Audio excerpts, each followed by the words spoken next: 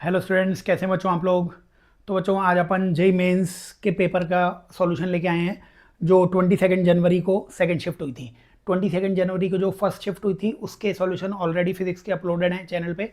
21 जनवरी को भी जो भी पेपर हुआ था जेई मेंस का उसके भी मॉर्निंग और इवनिंग शिफ्ट के सॉल्यूशन अवेलेबल हैं। तो 21-22 जनवरी के सारे सॉल्यूशन अवेलेबल हो जाएंगे। और आप अपना फिजिक्स पढ़ो ऐप जो है बच्चों ज़रूर उसे इंस्टॉल करें ताकि आप लोगों को बहुत अच्छे फिज़िक्स पढ़ने को मिले, बहुत रीज़नेबल कॉस्ट में। 2,500 रुपये में पूरी फिज़िक्स आपको मिल जाएगी। आइए अपन इस जेई मेंस के पेपर का डिस्कशन करते हैं। एक बार फिर से मैं बता दूं, 22 जनवरी सेकेंड शिफ्ट का सॉल्यूशन अपन करने वाले हैं। ठीक है, चलिए ये क्वेश्चंस आ चुके हैं आपके पास। क्वेश्चन में विजिबिलिटी थोड़ी और अच्छी हो जाए इसीलिए चलिए मैं इसको थोड़ा सा चेंज कर देता हूँ बैकग्राउंड और फिर अपन इसको सॉल्व करते हैं। चलिए बच्चों बताइए, ये अपने को सेक्शन 1 से क्वेश्चन सॉल्व करने हैं। सेक्शन ए जो है इसमें तुम्हें ऑप्शंस मिलेंगे और फिर सेक्शन बी तो इंटीजर टाइप क्वेश्चन है वो कर लेंगे अपन। बताइए बच्चों, बोला हुआ है कि एप्सिलॉन ई और I represent free space, permittivity, electric field, time, unit of epsilon E by T. तो एप्सिलॉन ई बाई टी की यूनिट वो आपसे पूछी गई है। बच्चों एप्सिलॉन और ई कहीं पे आ सकता है क्या? पॉइंट चार्ज का इलेक्ट्रिक फील्ड कितना होता है? पॉइंट चार्ज का electric field 1/4 pi epsilon naught q by r square. यहाँ से 4 पाई की यूनिट होगी नहीं, क्या ई इंटू एप्सिलॉन नॉट की unit q by r square आ जाएगी। तो E into epsilon naught divide by t, t से डिवाइड करना है, इधर भी टी से और इधर भी टी से डिवाइड कर दिया। बच्चों ये यूनिट बन चुकी है। बताइए क्या बनी ये यूनिट। अगर ध्यान से आप सोचेंगे तो ये Q by T charge upon time, ये करंट बन जाएगा I upon R square. Current मतलब एम्पियर और आर स्क्वायर मतलब metre square, ampere upon metre square. Fourth इस क्वेश्चन का आंसर आ जाएगा। ठीक है, जेई मेंस के क्वेश्चंस के सॉल्यूशन चल रहे हैं। जरा नेक्स्ट क्वेश्चन की तरफ बढ़ते हैं अपन, अगले क्वेश्चन की तरफ आते हैं। बोलिए बच्चों क्या बोला हुआ है। इन पैरेलैक्स मेथड, पैरेलैक्स मेथड आपको पता होना चाहिए। इस पैरेलैक्स मेथड में focal length of concave mirror निकाल रहे हैं तो ऑब्जेक्ट को किधर रखना है। बच्चों ये जो पैरेलैक्स मेथड होता है इसमें जो इमेज बननी चाहिए, इमेज शुड बी रियल। जो इमेज बननी चाहिए, इमेज शुड बी रियल। तो इमेज जो है वो रियल बनेगी, ऐसी जगह ऑब्जेक्ट को रखना पड़ेगा। इमेज क्या बननी चाहिए? रियल। अगर आपने फिजिक्स पढ़ो ऐप से ऑप्टिक्स के लेक्चर ले रखे हैं तो जो कॉन्केव मिरर होता था इसमें फोकस, ये सेंटर, हम कुछ रीजन बोलते थे 1 2 3 और 4।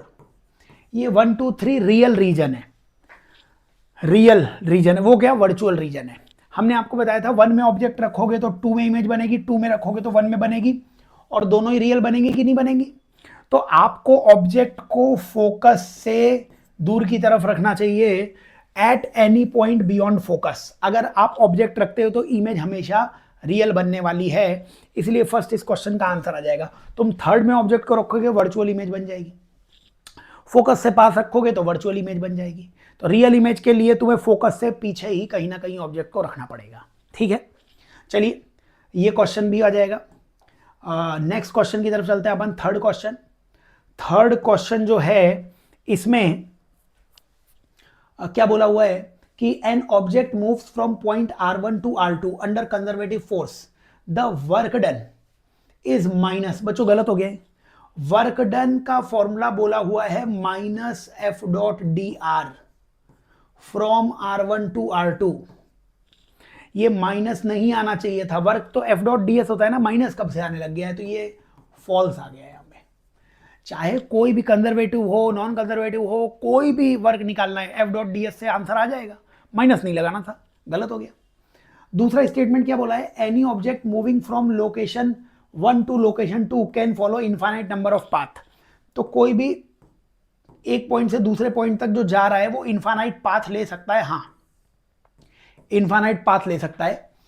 The amount of work done by object changes with path, बोल रहा है वर्क डन चेंज हो जाएगा पाथ के लिए, it follows for a conservative force, जैसे जैसे पाथ चेंज होएगा वैसे वैसे वर्क चेंज होएगा। कंजर्वेटिव फोर्स के लिए ये फॉल्स स्टेटमेंट आ गया, क्योंकि कंजर्वेटिव फोर्स का वर्क केवल इनिशियल फाइनल पॉइंट पे डिपेंड करता है।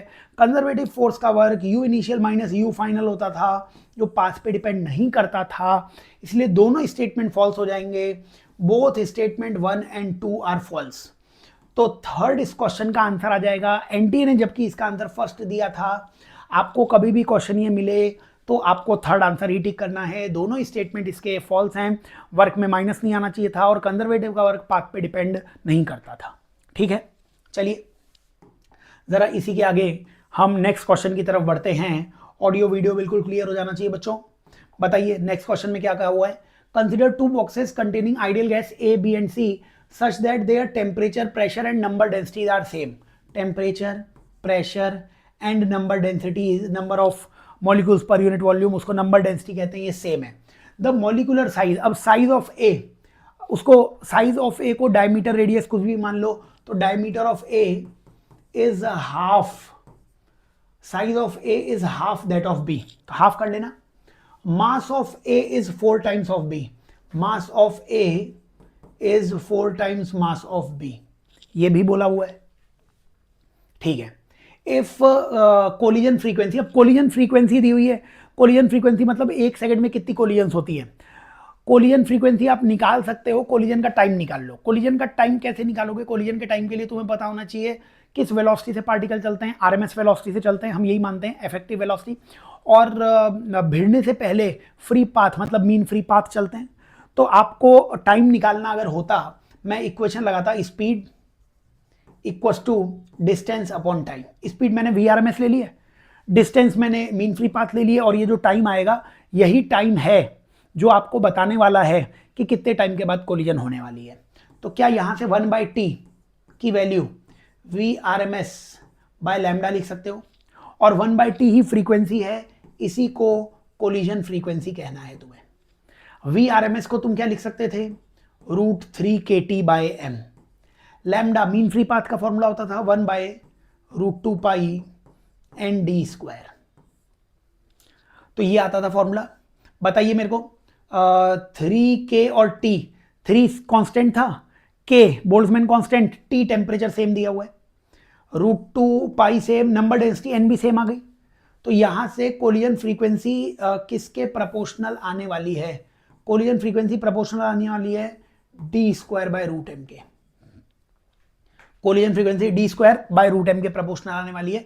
बोलिए तो कोलिजन फ्रीक्वेंसी A की अपॉन कोलिजन फ्रीक्वेंसी B की इक्वल्स टू dA²/dB² और √MA/MB। ठीक है, बताओ कोलिजन फ्रीक्वेंसी A की कितनी है, वो तो कैलकुलेट करनी है। कोलिजन फ्रीक्वेंसी B की कितनी है, 32 × 10⁻18 इक्वल्स टू dA/dB। अब बताओ dA/dB यहां से कितना आएगा, dA/dB 1/2 आएगा, dA/dB 1/2 का, तो 1/2 का स्क्वायर, और नीचे रूट में MA/MB, MA/MB 4 आ जाएगा, MA/MB 4 आ जाएगा। तो ये कितना आ गया यहां से 1/4 × 2 यानी 1/8 आ गया। √4 को 2 लिख दिया, तो कितना आ गया वो 1/8। और तो FA की वैल्यू कितनी आ जाएगी, कोलिजन फ्रीक्वेंसी A की कितनी आ जाएगी, 32 × 10⁸/8 यानी 4 × 10⁸, 4 × 10⁸। थर्ड इस क्वेश्चन का आंसर आ जाएगा। निकाल लेंगे कोलिजन फ्रीक्वेंसी। चले आगे, चलिए जरा नेक्स्ट क्वेश्चन की तरफ बढ़ते हैं अपन। क्वेश्चन नंबर 30 पे आ जाते हैं। बोलिए क्वेश्चन नंबर 30, ऑडियो वीडियो में देख रहा हूँ बिल्कुल क्लियर आ रहा है। बताइए क्वेश्चन नंबर 30 पे आ जाइए आप।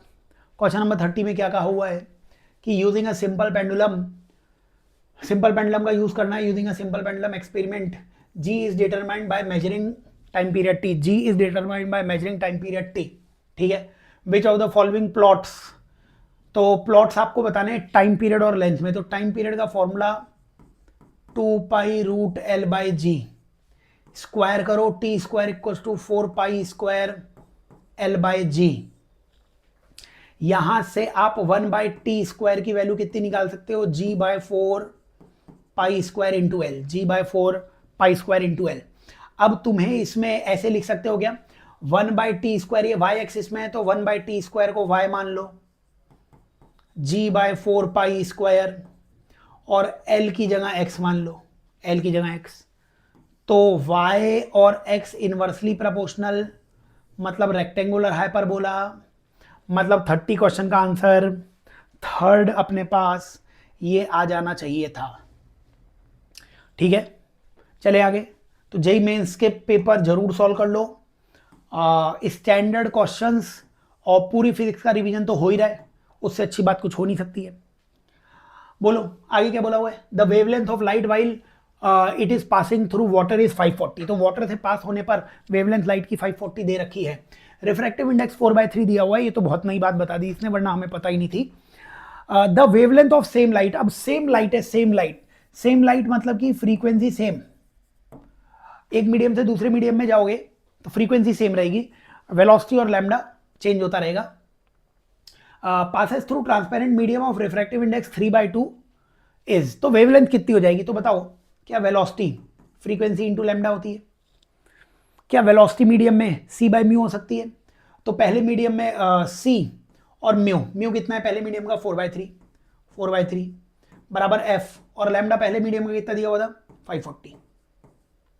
ठीक है, ये इक्वेशन लगाई हमने पहले मीडियम, यही इक्वेशन दूसरे मीडियम में वेलोसिटी कितनी हो जाएगी c/μ, म्यू की वैल्यू कितनी है 3/2 बराबर f और लैम्डा, तो दूसरे का लैम्डा कितना होगा वो तुम्हें कैलकुलेट करना है।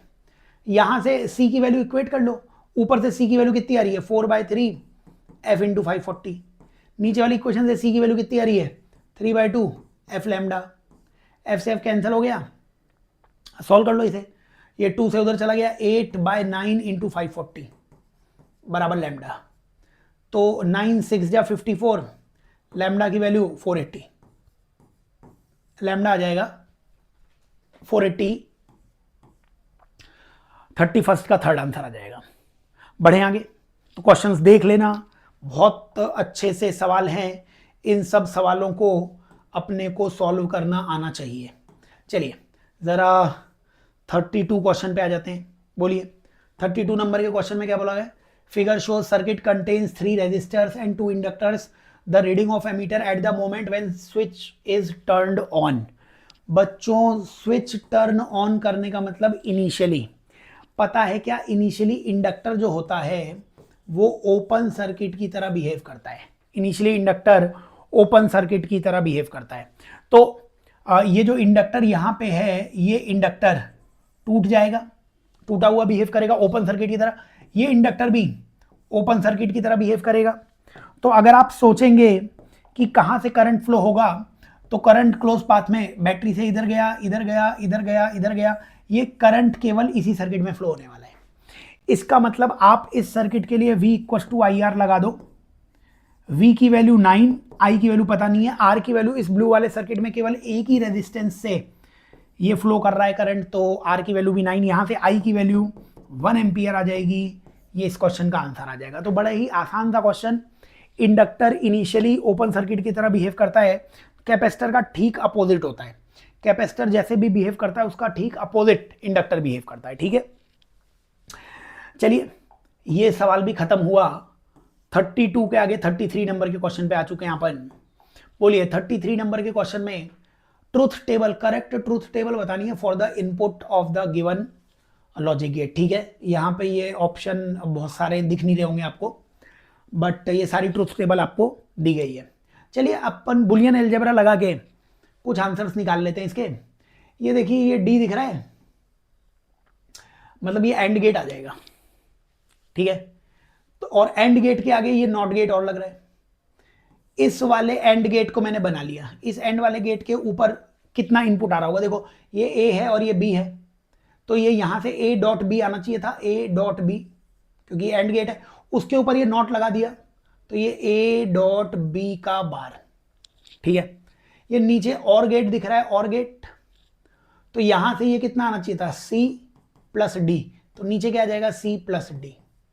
अब यही वाला जो मैंने एंड गेट फिर से बनाया है, इस एंड के आगे फिर से एक नॉट लगाया हुआ है, तो एंड का आउटपुट क्या आता A.B ए डॉट बी का बार, ये तो था ही, इसका डॉट करना पड़ता सी प्लस डी के साथ और उसका नॉट, ठीक है ना, क्योंकि एंड गेट है, उसके आगे नॉट। तो इसको अगर मैं बार से बार कैंसिल होता तो ये ए डॉट बी डॉट का बार प्लस और ये सी प्लस डी का बार, सी प्लस डी का बार, ये अपने पास आंसर आता। अब इसकी एक एक ट्रूथ टेबल मैच करनी पड़ेगी आपको। चलिए बताइए, पहले हम फर्स्ट ऑप्शन चेक करते हैं। जब ए और बी 1 और 1 है तो बताओ 1.1 1 हो गया, 1 में कुछ भी जोड़ोगे आंसर 1 ही आएगा, तो 1 1 और 1, तो ये तो सही है। 0 0 1 1, इसको 0.0 प्लस 1 का बार, क्या ये 0 आ रहा है क्या? हाँ 0 आ रहा है, 0.0 0 हो जाएगा, 1 + 1 1, 1 का बार अगेन 0, तो ये भी सही हो रहा है। 1 0 1 0 1 0 1 0, बताओ क्या ये भी 0 आ जाएगा? हाँ 0 आ जाएगा। 1.0 कितना आ जाएगा? वो 0 का बार कितना? 1, और ऊपर बार तो लगाना ही नहीं था इसमें ऊपर बार कहाँ लगा हुआ है? तो बताओ यहाँ पे पहला इनपुट क्या दिया हुआ था? 1 और 0, तो 1.0, तो 1.0 0 हो गया और 1 का बार, हाँ ये 0 आ गया, तो थर्ड मैंने टिक लगा दिया था। फिर मैं सोच रहा था सही आ रहा है कि नहीं आ रहा है, सही आ रहा है। 1 0 में भी 0 आ रहा है ना। 1.0 कितना हो गया? 0, और 1 का बार 0, सही बात है। और लास्ट में क्या है? सारे 1 करने पे 1 आ रहा है क्या? वो भी देख लेते हैं। सारे 1 करने पे 1.1 प्लस 1 का बार, सही है, 1 ही आ रहा है, क्योंकि 1.1 1 हो जाएगा, 1 में कुछ भी जोड़ोगे 1 ही आएगा, तो यानी कि फर्स्ट ही सही हो गया। अगर फर्स्ट ऑप्शन सही नहीं होता, सेकंड, थर्ड, फोर्थ अपन टिक करते हैं, बट बूलियन अलजेब्रा लगा दीजिए। लॉजिक गेट्स अगर आप देखेंगे तो इनके क्वेश्चन हर साल आते ही हैं, बड़ी आसानी से सॉल्व हो जाएंगे। चले आगे, चलिए नेक्स्ट क्वेश्चन की तरफ बढ़ते हैं अपन। क्वेश्चन नंबर 34 की तरफ आ जाते हैं। बोलिए क्वेश्चन नंबर 34 में क्या बोला हुआ है? 34 नंबर के क्वेश्चन में बोला हुआ है कि electrical power line having total resistance, एक पावर लाइन है, पावर लाइन का रेजिस्टेंस कितना है? 2 ओम, पावर लाइन का रेजिस्टेंस 2 ओम है, delivers 1 kilowatt of power at 250 volt. अब ये किसी आउटपुट से कनेक्टेड होगा जिसको ये 1000 वॉट पावर दे रहा है 250 वोल्ट पे, 1000 वॉट पावर दे रहा है 250 वोल्ट पे, 1000 वॉट पावर 250 वोल्ट पे दे रहा है, ठीक है। तो ये बताइए, ये वोल्टेज ऐसा नहीं है, ये वोल्टेज इस ट्रांसमिशन लाइन का मान लो, समझ रहे हो? ये पावर ये नहीं कि ट्रांसमिशन लाइन की पावर है, इतनी पावर यहां पे हो सकता है कोई स्टेप डाउन ट्रांसफार्मर हो, उसके बाद इतनी पावर दे रहा है। तो ये रिजल्ट्स जो हैं, power equals to V into I लगाया मैंने, जहां पे पावर मिल रही है, कितनी पावर मिल रही है? 1000 वॉट, कितने वोट पोटेंशियल पे मिल रही है? 250, तो करंट कितना आ जाएगा यहाँ पे? 4 एम्पियर। अब सीरीज में करंट सेम होगा तो ट्रांसमिशन लाइन का करंट आ गया तुम्हारे पास, ट्रांसमिशन लाइन का करंट कितना आ गया? 4 एम्पियर। और ट्रांसमिशन लाइन का करंट अगर 4 एम्पियर आ चुका है तो बताओ इस ट्रांसमिशन लाइन में पावर का लॉस कितना हुआ होगा? I square R 4 square into 2 यानी 32 वॉट। अब पावर डिलीवर कितनी हुई है? 1000, लॉस कितनी हुई है? 32, तो पावर इनपुट रहा कितना होगा? 1000 प्लस 32 यानी 1032 का इनपुट रहा होगा, इनपुट में से 32 लॉस हो गया होगा, तो डिलीवर कितना हो गया होगा? 1000 डिलीवर हो गया होगा। जहां तक एफिशिएंसी की बात है, आउटपुट 1000, इनपुट 1032 इंटू 100। एफिशिएंसी क्या होती? Power output 1000 upon power input 1032 into 100। तो ये 1000 और 1032 रफली बहुत पास पास है, 100% के आसपास जो आंसर दिखे वो टिक कर दो, ठीक है, क्योंकि 1032 में से 32 ही केवल लॉस हुई है, तो सॉल्व करने में आंसर आ जाएगा। चलिए जरा नेक्स्ट क्वेश्चन की तरफ बढ़ते हैं अपन।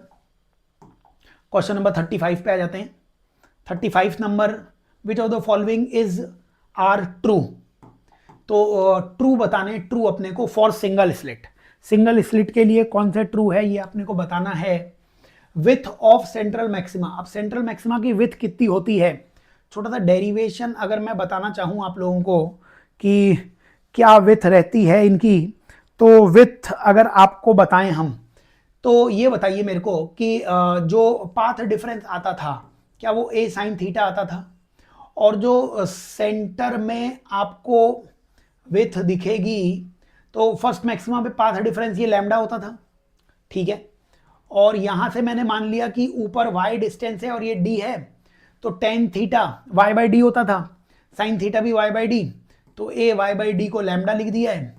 y की वैल्यू कितनी आ जाएगी, लैम्डा d बाई ए, ये ऊपर भी y नीचे भी y 2y, तो विथ जो है वो विथ कितनी आने वाली है 2y, यानी 2 लैम्डा d बाई ए, ये विथ ऑफ सेंट्रल मैक्सिमा होती है। फॉर्मूला डायरेक्टली याद होना चाहिए था, नहीं याद है तो हमने थोड़ा बहुत डेरिवेशन बता दिया आपको। पहला ऑप्शन पढ़िए, with of central maxima increases with increase in wavelength. हाँ, वेवलेंथ बढ़ाओगे तो विथ बढ़ेगी, तो पहला ऑप्शन ट्रू आ गया है। तो दूसरा ऑप्शन गलत ही होना पड़ेगा क्योंकि इसने बोला है कि increases with decrease in wavelength, नहीं वेवलेंथ में तो इंक्रीज के साथ होती थी, तो बी ऑप्शन गलत हो गया। सी क्या है, width of central maxima, C option, width of central maxima increases with decrease in slit.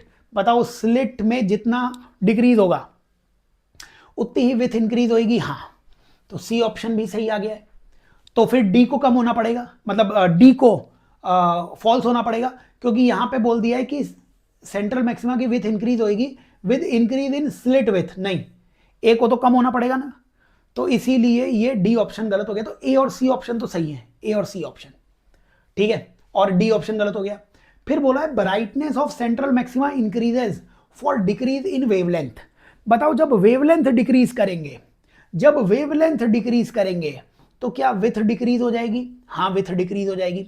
अगर विथ डिक्रीज हो गई तो बताओ लाइट तो उतनी ही आ रही है क्योंकि कांस्टेंट स्लिट विथ है, तो लाइट उतनी आ रही है लेकिन अब फैलेगी नहीं लाइट।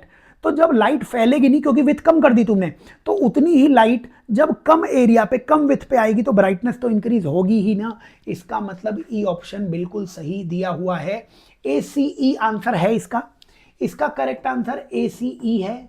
ये क्वेश्चन बोनस हो गया है क्योंकि फर्स्ट ऑप्शन ADE दे दिया था इन्होंने, ACE मिस प्रिंटिंग के कारण, तो ये क्वेश्चन बोनस है। लेकिन सीखने वाली बात बहुत सारी थी, जैसे ई ऑप्शन बहुत प्यारा सा था, बाकी आप निकाल सकते थे फॉर्मूले से। चले आगे, नेक्स्ट क्वेश्चन की तरफ चलते हैं अपन। क्वेश्चन नंबर 36 पे आ गए अपन, बोलो 36 नंबर के क्वेश्चन में बोला हुआ है open organ pipe V3 and V6 are third and sixth frequencies, third and sixth harmonic frequencies. Harmonic मतलब फंडामेंटल फ्रीक्वेंसी के उतने टाइम्स कर सकते हो। अब इसने दिया हुआ है V6 माइनस V3 की वैल्यू 2200, ठीक है क्या। तो बताओ ओपन ऑर्गन पाइप की फंडामेंटल फ्रीक्वेंसी कितनी होती थी, ओपन ऑर्गन पाइप की फंडामेंटल फ्रीक्वेंसी V/2L होती थी। तो सिक्स्थ हार्मोनिक की 6V/2L, थर्ड हार्मोनिक की 3V/2L, और वो बराबर किसके कर सकते थे, 2200 के बराबर, ठीक है क्या।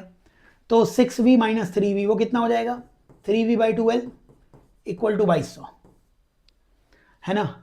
यहां से 3V/2L, अच्छा V दिया हुआ है तो 3 वेलोसिटी की जगह क्या लिख देना, 330 अपॉन 2L बराबर 2200। यहां से L निकाल लो, आंसर आ जाएगा। देखो एक जीरो से ये जीरो कैंसिल कर दो, L की वैल्यू आ जाएगी 3 इंटू 33 अपॉन 2 इंटू 220, इतने मीटर। आंसर वैसे मिलीमीटर में दिया हुआ है, चलो इसको सॉल्व कर लो। 11 से ये 3 आ जाएगा, 11 से ये 20 आ जाएगा, तो 3 3 जा 9/40, 9/40 आ गया है। इसको 1000 से मल्टीप्लाई कर दिया मैंने और 1000 से डिवाइड भी कर दिया। ये मीटर था, ये नीचे वाले 3 जीरो हटा के इसे मिलीमीटर लिख दिया। तो 9000/40 या 900/4, 900 को 4 से डिवाइड करोगे 225 मिलीमीटर, 225 मिलीमीटर 36 क्वेश्चन का ये आंसर हमारे पास आ जाना चाहिए, ठीक है। बढ़े आगे, चलिए जरा नेक्स्ट क्वेश्चन की तरफ बढ़ते हैं अपन। क्वेश्चन नंबर 36 के बाद क्वेश्चन नंबर 37 पे आ जाते हैं।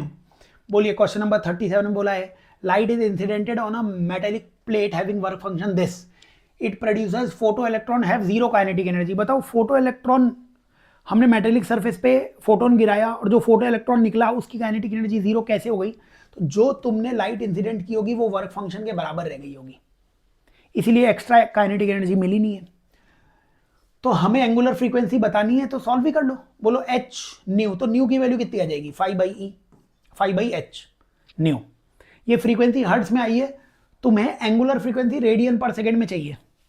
तो बताओ दोनों तरफ 2π से मल्टीप्लाई कर दो। क्या 2πf इसको ओमेगा कह देते थे? तो ओमेगा का आंसर आ जाएगा 2π 5/h, जो हमारा आंसर है। चलिए 2π को 2π, फाई वर्क फंक्शन कितना दिया हुआ है? 110 इंटू 10⁻⁻20 अपॉन h की वैल्यू 6.63 इंटू 10⁻34। ठीक है, बताइए मेरे को कि 2π, ये 2π की वैल्यू होती कितनी वैसे? 3.14, 6.28 आ जाती है ना। तो चलो मैं ऐसे लिख देता हूँ 6.28 अपॉन 6.63 इंटू 110 इंटू 10⁻14। ये ठीक है ना, ये कितना हो जाएगा? 10⁻14।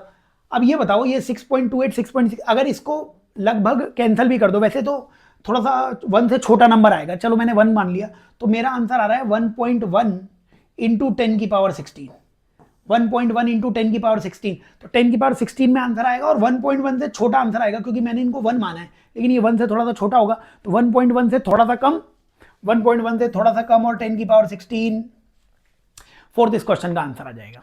कर लेंगे सॉल्व। चलो आगे बढ़ते हैं हम जरा नेक्स्ट क्वेश्चन की तरफ। क्वेश्चन नंबर 38 की तरफ आ जाते हैं।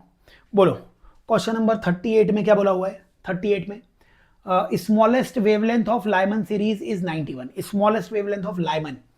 अब लाइमन सीरीज कौन सी होती है? लाइमन सीरीज जब n = 1 आता है तो 1/λ, लैम्डा की वैल्यू 91 दे रखी है ना, तो 1/λ = 1/λ = r, 1/1 का स्क्वायर माइनस 1/∞ का स्क्वायर। अगर स्मॉलेस्ट वेवलेंथ है तो इन्फिनिटी से 1 तक का ट्रांजिशन करना पड़ेगा। ये तो 1 ही आ गया, तो यहां से r की वैल्यू 1/91 यूज करनी है इस क्वेश्चन में। ठीक है, फिर बोला है difference between largest wavelength of Paschen, largest wavelength of Paschen, largest wavelength of Paschen. तो लाइमन, बाल्मर, पास्चन। पास्चन कहां पे आती है? n = 3 पे आती है। जैसे ये लाइमन, ये बाल्मर, ये पास्चन, n = 3 पे आती है। इसकी लार्जेस्ट, तो इसकी लार्जेस्ट के लिए ट्रांजिशन 4 से 3 कराना पड़ेगा, सबसे छोटा ट्रांजिशन। तो बताओ पास्चन के लिए क्या लिखूं मैं? 1/λ पास्चन का बराबर r, 1/3 का स्क्वायर माइनस 1/4 का स्क्वायर। ये 1/λ p = r, 16 - 9, 16 - 9 कितना हो जाएगा? 7 अपॉन 9 × 16। तो लैम्डा पास्चन का आ जाएगा 9 × 16 अपॉन 7r, 9 × 16 अपॉन 7r। ये लैम्डा पास्चन का आ गया है। और largest wavelength Paschen, largest wavelength Balmer की। अब बाल्मर की लार्जेस्ट वेवलेंथ चाहिए तो 3 से 2 में कराना पड़ेगा ट्रांजिशन, 3 से 2 में कराना पड़ेगा ट्रांजिशन। तो 1/λ बाल्मर का निकाल लेते हैं ना, तो r 1/2 का स्क्वायर माइनस 1/3 का स्क्वायर। तो 1/λ b कितना आ जाएगा? ये r है ना, तो ये r लिख दिया यहां पे, और 3 3 जा 9 - 4, 5 अपॉन 9 × 4, यानी लैम्डा b कितना आ जाएगा? 9 × 4 अपॉन 5r। ये हमारे पास लैम्डा b आ रहा है और इनका डिफरेंस निकालना है, लैम्डा पास्चन का माइनस लैम्डा बाल्मर का। बोलो इनका डिफरेंस निकालते तो कितना आता? 9 × 16/7r माइनस 9 × 4/5r। बताओ 9 × 4/r, 9 × 4/r, ये कॉमन ले लिया मैंने, तो 9 × 4, तो 4/7 बाकी रह गया, माइनस 9 × 4/r, तो ये 1/5 बाकी रह गया, 9 × 4/r। ठीक है ना। और r की वैल्यू भी तुम 1/91 लिख सकते हो, r की वैल्यू 1/91। तो r की जगह 1/91 लिखूं तो 9 × 4 × 91, नीचे एलसीएम में 7 × 5, 7 × 5 आ जाएगा, और 5 4 जा 20 - 7 मतलब 13 आ जाएगा। ठीक है, अब इसको सॉल्व कर लो। 7 से 91 को कैंसिल कर सकते हो आप। 7 को अगर 91 से कैंसिल करते तो 7 1 7 मतलब 13 आ जाता। तो अगर हमने 13 से कैंसिल कर लिया अपन ने से, ठीक है ना। और अब ये आंसर बताओ, 9 4 जा कितना हो गया 36, और 13 इंटू 13 169/5, ये आंसर आ रहा है, जिसको आप थोड़ा कम ज़्यादा करके सॉल्व कर लो।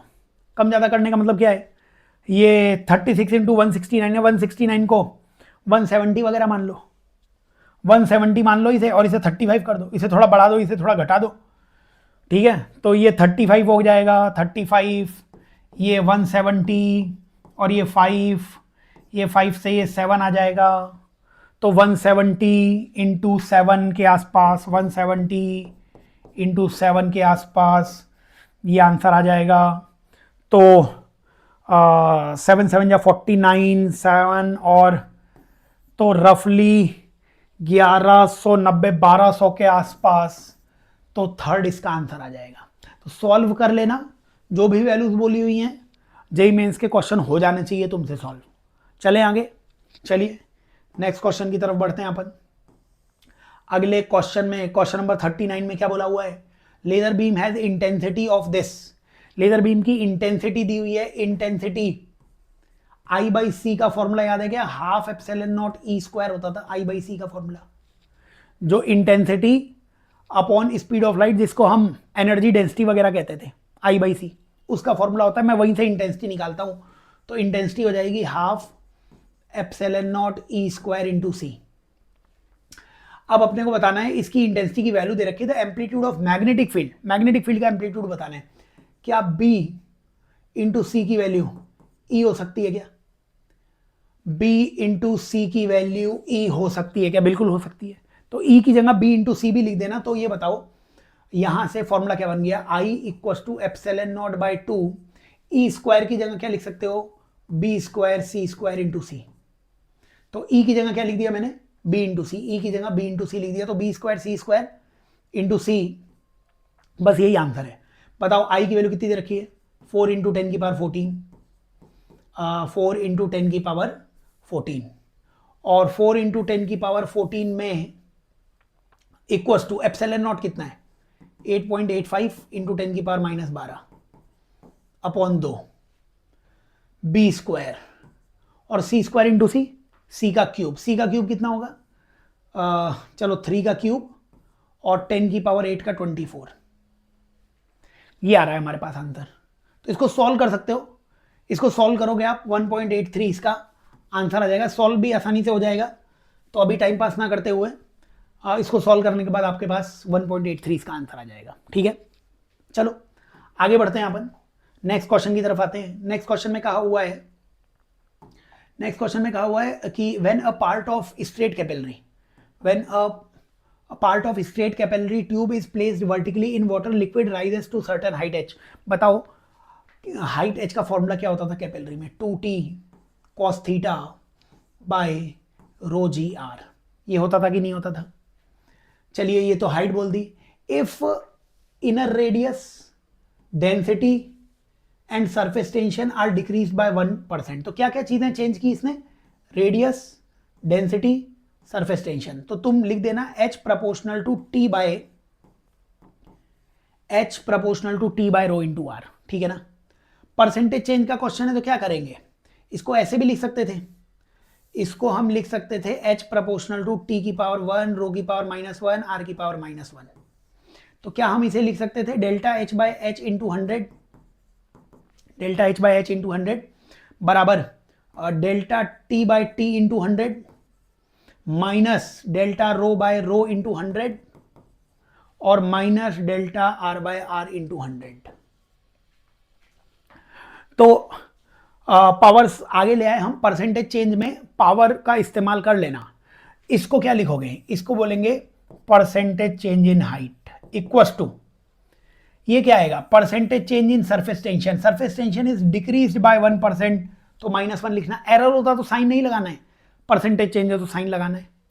सब डिक्रीज हो रहे तो डेंसिटी भी डिक्रीज हो गई तो माइनस फॉर्मूले का और -1, और माइनस फॉर्मूले का रेडियस भी 1% से डिक्रीज, तो -1, तो कितना आया यहाँ से -1 + 1 यानी कि +1, 1% से इंक्रीज हो जाएगी हाइट, 1% से इंक्रीज हो जाएगी हाइट। फोर्थ इस क्वेश्चन का आंसर आ जाएगा। कर लेंगे सॉल्व, आगे बढ़े। बोलिए जरा नेक्स्ट क्वेश्चन की तरफ बढ़ते हैं अपन। क्वेश्चन नंबर 41 की तरफ आ जाते हैं। तो क्वेश्चन नंबर 41 अगर आप लोगों को दिख रहा हो बच्चों, तो क्वेश्चन नंबर 41 में अपन बोलिए, क्वेश्चन नंबर 41 जो है इसको और सॉल्व कर लेते हैं अपन। क्वेश्चन नंबर 41 बोलो, क्वेश्चन नंबर 41 अगर अपन देखें तो क्वेश्चन नंबर 41 में आपको क्या स्टेटमेंट दिया हुआ है कि for mechanical system of many particle मतलब एक से ज्यादा पार्टिकल, दो पार्टिकल्स मान लिया करो, नॉर्मली 2 ब्लॉक सिस्टम्स ही आते हैं। Kinetic energy is sum of kinetic energy of all the particle. सही बात है, काइनेटिक एनर्जी सिस्टम की ये किसके बराबर होती है, ½ m1v1² plus ½ m2v2²। Individually kinetic energy को ऐड कर दोगे तो क्या मिल जाएगी आपको, काइनेटिक एनर्जी मिल जाएगी सिस्टम की। ये स्टेटमेंट ट्रू है, बिल्कुल ट्रू है।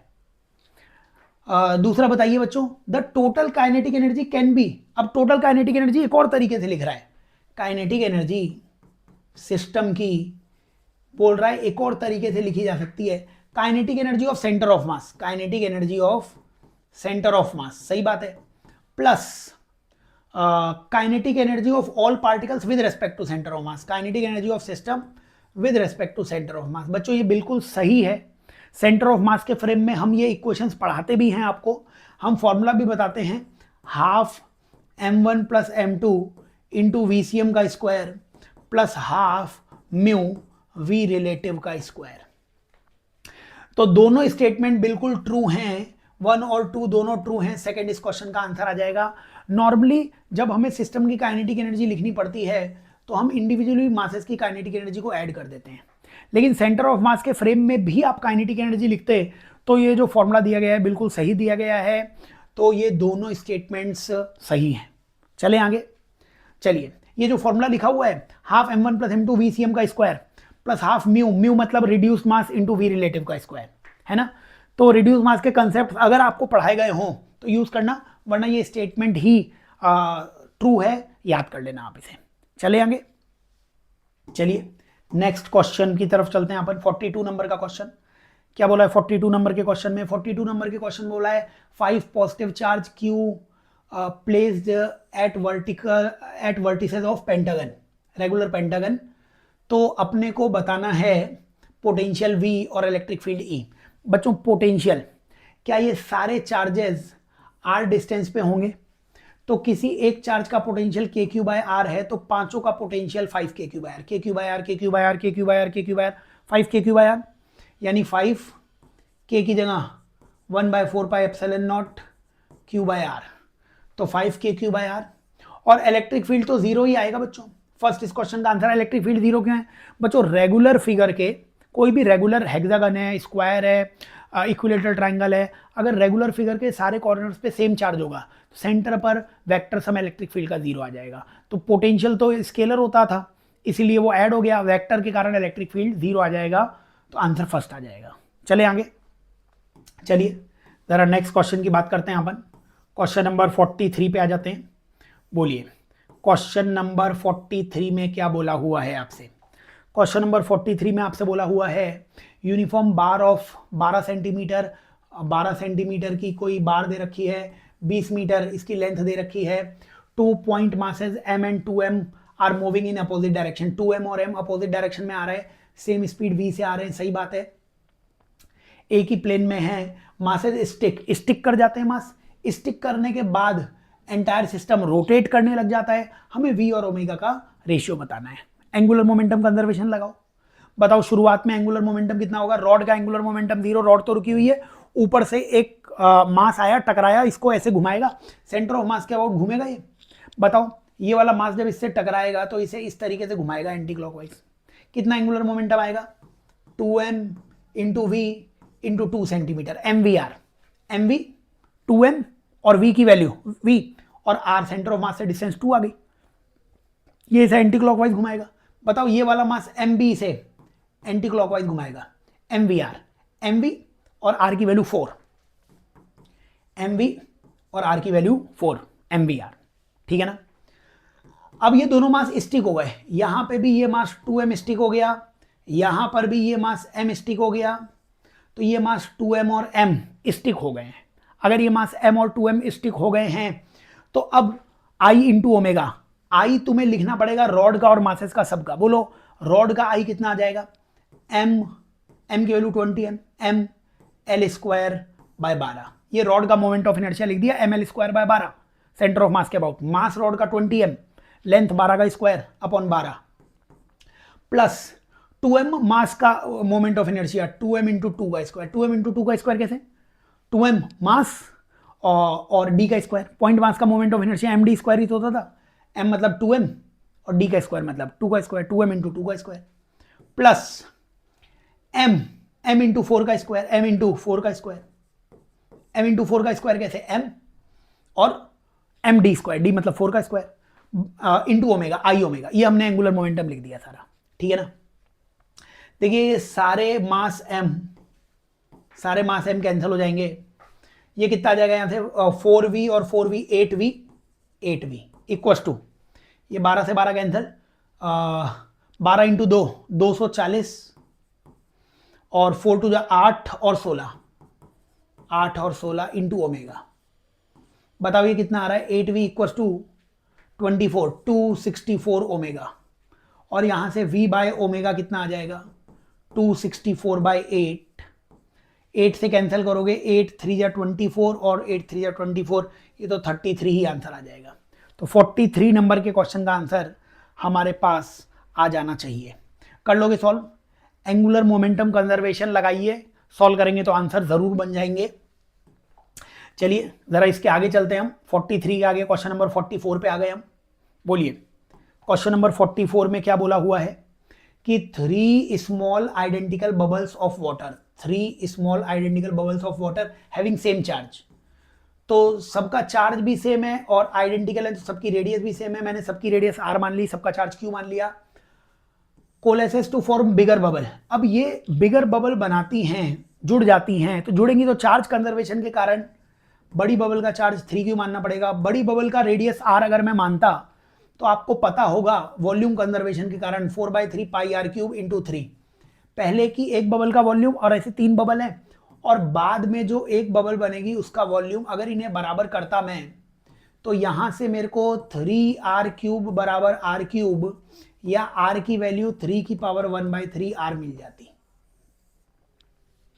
तो मैंने रेडियस मास कंजर्वेशन या वॉल्यूम कंजर्वेशन बोलिए या चार्ज कंजर्वेशन बोलिए, बड़े स्टैंडर्ड सा क्वेश्चन है और इन क्वेश्चन में आपको ये फॉर्मूला याद होता है, नहीं याद है तो मैंने डिराइव भी करवा दिया।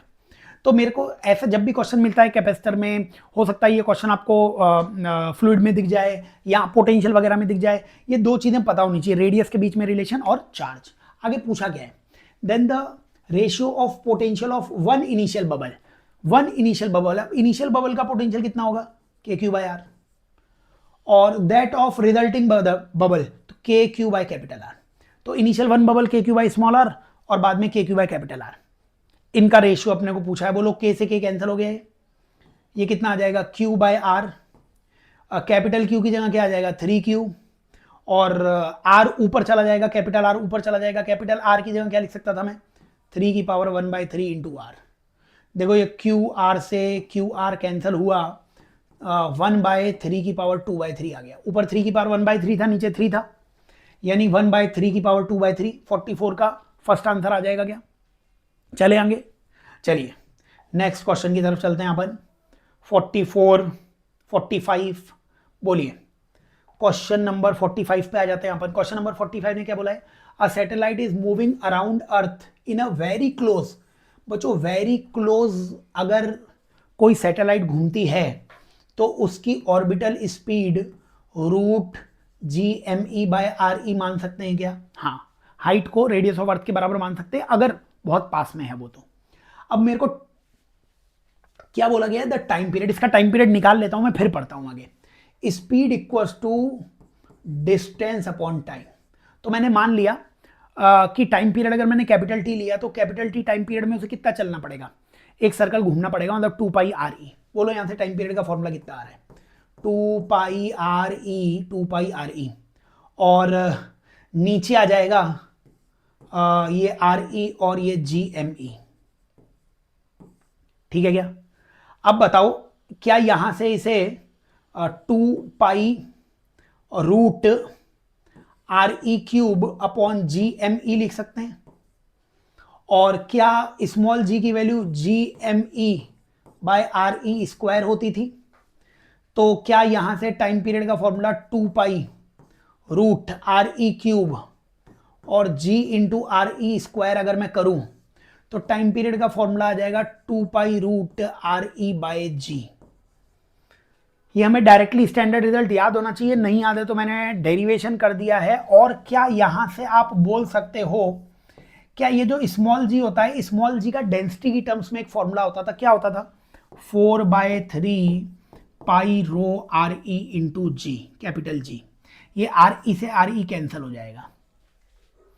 अब बताओ पहला स्टेटमेंट क्या कहा हुआ है, if a satellite is moving around earth in very close, ठीक है, very close, the time period of revolution depends upon density. हाँ, टाइम पीरियड केवल किस पे डिपेंड करेगा, डेंसिटी पे, और सब चीजें कांस्टेंट है, 2π कांस्टेंट, 4/3π कांस्टेंट, G कांस्टेंट। हाँ, टाइम पीरियड केवल डेंसिटी पे डिपेंड करेगा। पहला स्टेटमेंट ट्रू है, ट्रू है पहला स्टेटमेंट, ठीक है। The time period of revolution of satellite is this, हाँ, टाइम पीरियड 2π√RE/G। दूसरा स्टेटमेंट भी ट्रू है, सही है। सैटेलाइट वेरी क्लोज माननी है, वेरी क्लोज ही मानी है। स्टेटमेंट 1 और 2 दोनों सही हैं। स्टेटमेंट 1 एंड 2 आर ट्रू, यानी कि फर्स्ट इसका आंसर आ जाएगा हमारे पास, हो जाएगा 45 क्वेश्चन। चलिए, तो यहां तक हमने जो क्वेश्चन किए हैं बच्चों, इन क्वेश्चंस में हमें ऑप्शंस दिए हुए थे। अब सेक्शन बी आता है, और सेक्शन बी जो है, इस सेक्शन बी में तुम्हें समझ में आना चाहिए कि ये इंटीजर टाइप क्वेश्चन है, कुछ प्रॉब्लम्स दी गई हैं, इनको सॉल्व कीजिए, इंटीजर में आंसर निकालना। आप बोलो क्या बोला हुआ है, capacitor P with capacitance 10 × 10⁻⁻6 farad is fully charge with potential 6 volt. तो एक कैपेसिटर P था जिसका कैपेसिटेंस कितना था, 10 × 10⁻⁻6 फैरेड, और इनका पोटेंशियल डिफरेंस कितना है, 6 वोल्ट। उसके बाद ये डिस्कनेक्ट कर दिया बैटरी से, ठीक बात है। The charge capacitor P is connected across another capacitor Q। अब कैपेसिटर P को कैपेसिटर Q से कनेक्ट किया गया है। कैपेसिटर P को किससे कनेक्ट किया गया है, कैपेसिटर Q से। P को Q से कनेक्ट कर दिया गया है। द चार्ज ऑन Q पे चार्ज बताना है, वो अल्फा इंटू 10⁻⁻5 है, तो अल्फा की वैल्यू। तो ये बताओ, जब इनको कनेक्ट कर दिया जाएगा तो इन दोनों का एक कॉमन पोटेंशियल आ जाएगा। क्या होता था कॉमन पोटेंशियल का formula, C1V1 C2V2 upon C1 + C2। Charge conservation लगा सकते थे या डायरेक्टली फॉर्मूला है। अब C2V2 0 हो गया, शुरुआत में केवल P चार्ज है ना, Q तो चार्ज है नहीं, तो इसका पोटेंशियल डिफरेंस शुरुआत में 0 मान रखा है। बताओ C1 कितना है, मतलब P का कितना है, C 10 × 10⁻⁻6, उसका V पोटेंशियल कितना है, 6 upon C1 + C2। C1 + C2 कितना हो जाएगा, बोलो, इसको ऐड करोगे 10 और 20, 30 × 10⁻⁻6। तो क्या ये 6/3 2 वोल्ट हो जाएगा, क्या ये 2 वोल्ट हो जाएगा? तो बताओ कॉमन पोटेंशियल 2 वोल्ट हो जाएगा, क्या हो जाएगा कॉमन पोटेंशियल 2 वोल्ट? अगर कॉमन पोटेंशियल 2 वोल्ट हो गया तो बताओ इसके पास चार्ज कितना आएगा, चार्ज C × V आएगा। कैपेसिटेंस कितना है, 20 × 10⁻⁻6 और 2 वोल्ट, तो 2 × 2 4 × 10⁻⁻5, 4 × 10⁻⁻5 मतलब अल्फा की वैल्यू 4 हो जाएगी। तो ये आ जाएगा 46 क्वेश्चन का आंसर। तो बड़े स्टैंडर्ड से क्वेश्चन है, जब आप फिजिक्स पढ़ो पर ऐप परचेज करेंगे तो आपको ये वीडियोस में सब कुछ मिल जाएगा। अच्छे से पढ़ें उन लेक्चर्स को, आगे बढ़िए। नेक्स्ट क्वेश्चन की तरफ बढ़ते हैं अपन। क्वेश्चन नंबर 47 की तरफ आ जाते हैं। बोलिए, क्वेश्चन नंबर 47 में क्या बोला हुआ है बच्चों? 47 में बोला हुआ है cylindrical conductor of length area, length दिया हुआ है, एरिया दिया हुआ है, इलेक्ट्रिक करंट I दिया हुआ है, पोटेंशियल डिफरेंस दिया हुआ है, मोबिलिटी म्यू पूछी हुई है। करंट इलेक्ट्रिसिटी में ये क्वेश्चंस हर पेपर में आते ही आते हैं। क्या आपको पता है VD = μE? मोबिलिटी का फॉर्मूला वीडी बराबर म्यू इंटू ई, ठीक है। वीडी को कैसे लिख पाओगे, आई की value N A E V D होती है, आई की value N A E V D होती है, तो वी डी की जगह क्या लिखेंगे, आई बाई एन ए ई बराबर म्यू ई, ई को वी बाई एल लिख सकते हैं क्या, ई मतलब इलेक्ट्रिक फील्ड, इलेक्ट्रिक फील्ड को क्या लिख सकते हैं, वी बाई एल, ठीक है। वैल्यूज लिख दो सारी, आंसर आ जाएगा। आई करंट कितना दिया हुआ है, करंट है 1.6, करंट है 1.6 अपॉन एन, एन आपको दिया हुआ है इलेक्ट्रॉन का जो कॉन्सेंट्रेशन है कितना दिया हुआ है 5 इंटू 10 की पावर 28, एन।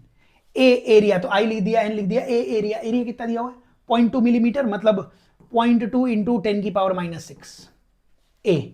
और ई इलेक्ट्रिक फील्ड, इलेक्ट्रिक फील्ड कितना दिया हुआ है, ई मतलब इलेक्ट्रॉनिक चार्ज, स्मॉल ई ना, तो इलेक्ट्रॉनिक चार्ज वो अपने लिख लिया कितना 1.6 इंटू 10 की पावर -19, ठीक है, बराबर म्यू, म्यू तो मोबिलिटी तो चाहिए अपने को, वी मतलब पोटेंशियल डिफरेंस 2 वोल्ट और एल 2/2 आ जाएगा, 2/2। तो यही सॉल्व करना है अपने को। ये 1.6 से 1.6 कैंसिल हो गया, ये कैंसिल हो गया, सही बात है।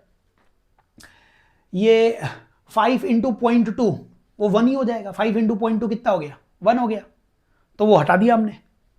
और ये 2 से 2 कैंसिल हो ही गया था, तो 10 की पावर कितनी बाकी रह गई यहाँ पे, 10 की पावर कितनी बाकी रह गई, द मोबिलिटी निकालना गया, mobility of electrons is alpha into 10 की पावर -3, ठीक है। चलो अब बताओ, तो मोबिलिटी कितनी आ रही है, ये 1/10 की पावर 28 इंटू 10 की पावर -25, 10 की पावर -25 आ रहा है क्या, क्योंकि -6 और हाँ 25, तो ये 10 की पावर 3 आ गया, और नीचे 10 की पावर 3 आ गया, तो म्यू की वैल्यू 1 इंटू 10 की पावर -3 आ गई, मतलब अल्फा की वैल्यू 1 हो जाएगी, क्योंकि इसने मोबिलिटी कितनी दे रखी थी अल्फा इंटू 10 की पावर -3, यानी कि हमें 46 क्वेश्चन का आंसर वो भी दिख जाएगा, वो 1 आ जाना चाहिए, आ जाएगा 1। चले आगे, चलिए नेक्स्ट क्वेश्चन की तरफ चलते हैं अपन, अगले क्वेश्चन की तरफ चलते हैं, क्वेश्चन नंबर 48 पे 48 पे आ जाते हैं। बोलिए क्वेश्चन नंबर 48 में क्या बोला हुआ है कि 2 masses m and 2m are connected by light string over a pulley. तो क्या है कि कोई पुली यहां पे बना ली, इस पुली के ऊपर मास m और 2m, पुली के ऊपर मास m और 2m है, they are mounted in a vertical plane free to rotate, 2m mass is release, 2m mass को रिलीज किया गया है, उसकी स्पीड बतानी है, जब वो 3.6 मीटर नीचे आ जाएगा उसकी स्पीड बतानी है, ठीक है ना। दूसरा, डिस्क का मास 30m दिया हुआ है और रेडियस भी दिया हुआ है, इस डिस्क का मास 30m और रेडियस 0.1 मीटर दी हुई है।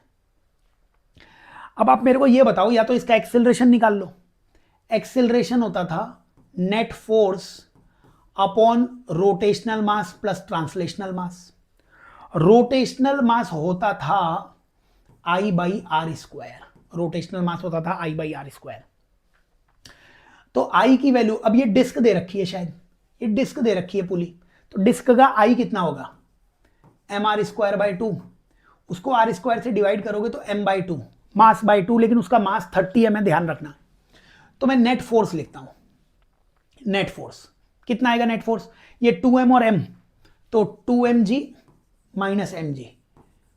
एक्सिलरेशन लिखना है तो नेट फोर्स इसे चलाने वाला फोर्स, 2mg नीचे ले जाएगा, वो mg 2mg जब नीचे ले जाएगा तो mg ऊपर ले जाएगा, 2m और m एक दूसरे को अपोज कर रहे होंगे, तो ये नेट फोर्स लिखने में आपको समस्या नहीं होगी। इस सिस्टम को हॉरिजॉन्टल कर देते तो 2m का फोर्स 2mg आगे लगता और mg पीछे लगता, 2mg और mg एक दूसरे को अपोज कर रहे हैं, तो 2m माइनस mg, ठीक है। और रोटेशनल मास m/2, लेकिन डिस्क का मास 30m है, तो 30m/2 यानी 15m, तो रोटेशनल मास 15m है। ट्रांसलेशनल मास मतलब चलने वाला मास, 2m और m चलेगा तो 3m। बताओ ये ऊपर कितना आ गया mg, ये नीचे कितना आ गया 18m, तो एक्सेलरेशन इसका g/18 आ गया। एक्सेलरेशन g/18 है, कांस्टेंट है, तो v² u² 2as से आंसर निकाल सकते हो। इनिशियली 0 है, finally speed v² 2, acceleration g/18 और s की वैल्यू 3.6, ठीक है 3.6, तो कितना आ जाएगा यहाँ से 3.6, ये डेसिमल हटाओगे ये g हट जाएगा और 18 से ये 2 आ जाएगा तो v स्क्वायर 4 आ जाएगा, v की वैल्यू 2 मीटर पर सेकेंड आ जाएगी। तो इंटीजर टाइप क्वेश्चन में इसका आंसर आ जाएगा 2 मीटर पर सेकेंड। ठीक है, इसको एनर्जी कंजर्वेशन से भी कर सकते हो, लेकिन एक्सेलरेशन निकाल के कर लो, जो भी आपको बताया है उस हिसाब से सॉल्व कर लो। चलिए आगे चलते हैं अपन, ज़रा 49th क्वेश्चन पे आ जाते हैं। क्वेश्चन नंबर 49th, बोलिए। Question number 49th audio video मैं एक बार और चेक कर लेता हूँ, ऑडियो वीडियो बिल्कुल ठीक है। बताइए क्वेश्चन नंबर 49 में क्या बोला हुआ है कि एन इंसुलेटेड सिलेंडर, एक इंसुलेटेड सिलेंडर है जिसमें वॉल्यूम फिल्ड किया गया है गैस का 27 डिग्री सेल्सियस पर 2 atm पर। गैस को फिर कंप्रेस कर दिया गया है, तो फाइनल प्रेशर बताना है। अब ये बताओ, गैस को कंप्रेस किया गया है, गैस उसमें से ना तो निकाली है गैस, ना तो उसमें फिल की है, मतलब मोल्स कंजर्वेशन लगा दो आप।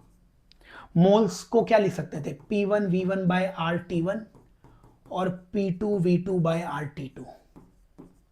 ठीक है, पहले का प्रेशर 2 atm, वॉल्यूम पहले का 60 अपॉन R, और टेम्परेचर 27 और 273 का 300। ठीक है, बराबर। प्रेशर बाद में कितना हो गया वो तो निकालना है। वॉल्यूम बाद में कितना हो गया 20 अपॉन R इंटू T।